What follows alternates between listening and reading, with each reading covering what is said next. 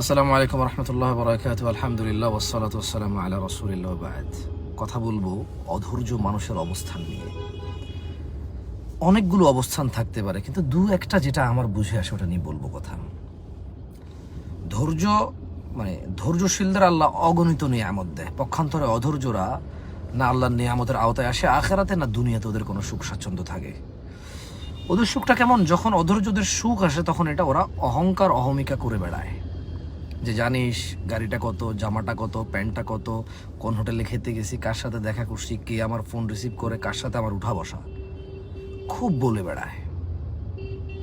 দাম্ভিকতা, কারণ এর ভিতরে সবর নাই। যে জিনিসটা সে পাইছে এটা সে ধৈর্য ধরবে, এটাকে সে সাবলীলভাবে জীবনযাপন করবে, এটা সে পারে না।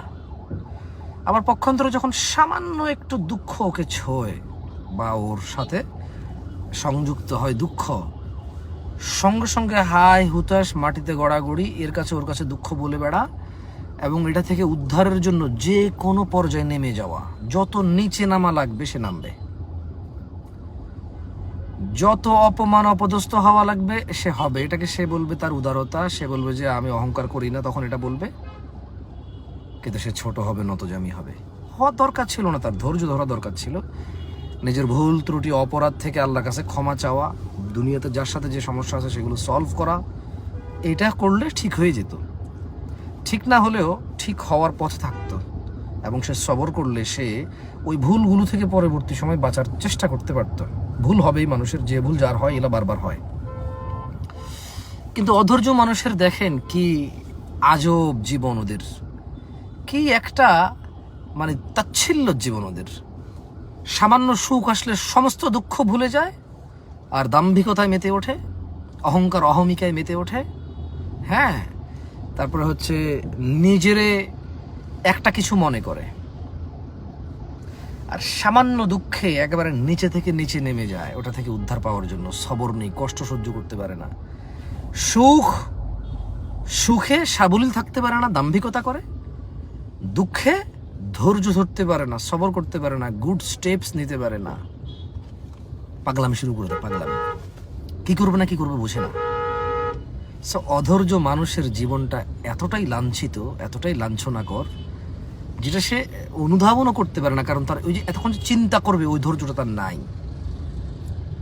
যখন সে কিছু অর্জন করে নিজের বুদ্ধিমত্তার বলে সে অর্জন করেছে, আর যখন সে কিছু বিসর্জন হয়ে যায় তার, তখন সে কখনো নিজের দোষ বলে, কখনো অন্যের দোষ বলে, কখনো কারো দোষ বলে না, কখনো নসিব বলে, সেগুলো বলে। কেমন? সো অধৈর্য মানুষ, আমি সবাইকে অনুরোধ করব, নসিহা করব,